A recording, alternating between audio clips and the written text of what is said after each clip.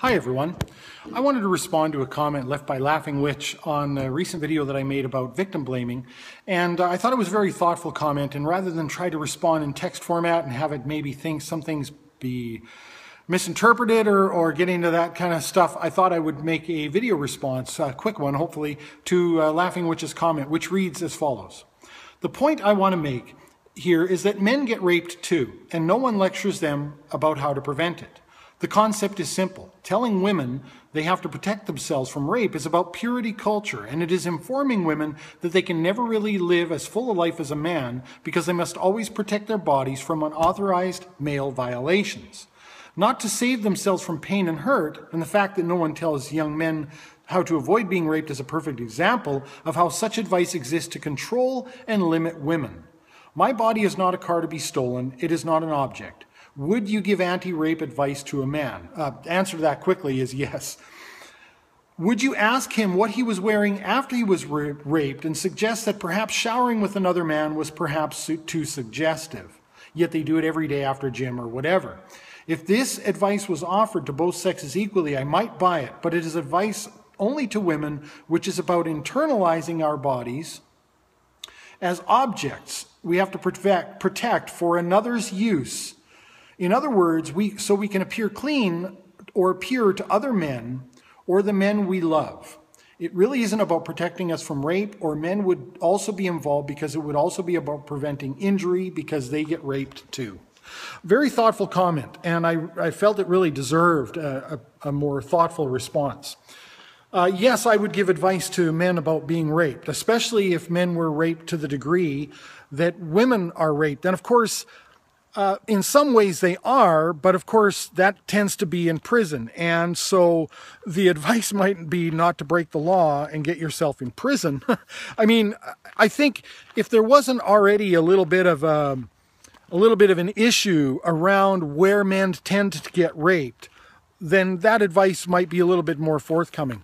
I'm not saying, of course, that I think that this is not all about a purity culture, but And I'm reluctant to relate this to my own experience, but I have a daughter. And again, I'm reluctant to talk about my own daughter in regards to this. But I assure you, and I promise you, I don't want anything like that to happen to my own daughter. And it has nothing to do with her value to another man someday, or her value to society. It is genuinely because I don't want her to experience that and to have not only the physical injury, but the emotional scars that would go along with such a terrible, terrible assault. Now, I'm not saying that there isn't a purity culture. I think there is some of that, of course, and it may be evolutionary, right? It may be part of our progress. We place a higher value on women's fertility than we do men's for, I think, obvious reasons. And so I think a lot of that may be sort of couched in that. But to sort of make the assessment or the assertion that because we don't give, I mean, in a lot of ways, we don't really, as a society, care all that much about men's security in a lot of different ways. Women and children first. You know, this is kind of culturalized as well, and we don't really care all that much about men's safety in general. So I don't think it's any big mystery that would work its way into sexual assault also. But to somehow assert that every time someone says, there are some ways that you can mitigate and assess this risk, that's what they're doing, that they're adhering to a purity culture, and that they're saying this because they don't want you to be deflowered, defiled, devalued around other, around other men, about your value to other people, I think is not all that fair.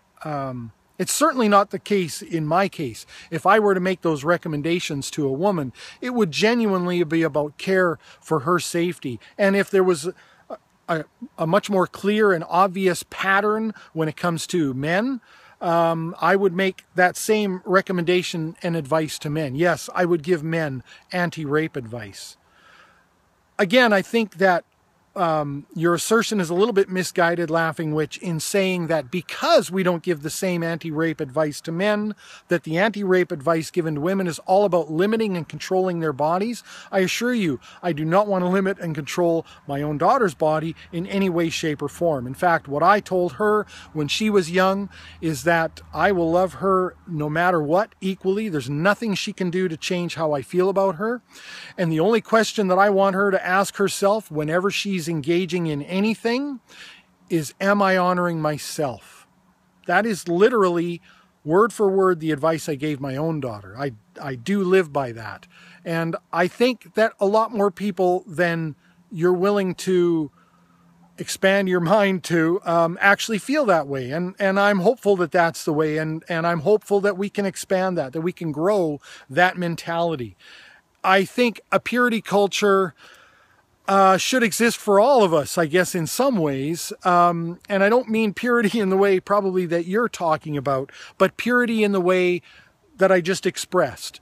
Am I honoring myself with this decision? And I don't think that all of the recommendations that people make, and I understand you're not a car, not to be stolen, your body is not an object, but what we're talking about is risk assessment and mitigation here, trying to avoid being the victim of a crime, a horrific crime, arguably the worst crime. I mean, it has even been argued that it's a crime worse than murder. And whether or not that's the case, it is obviously a very horrific crime. And we're talking about assessing and mitigating that risk.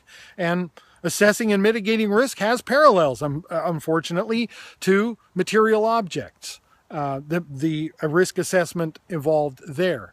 But to assert that everyone who makes those recommendations is coming at it from that position, that purity standpoint, I think is to miss a lot of the genuine care and consideration that people have.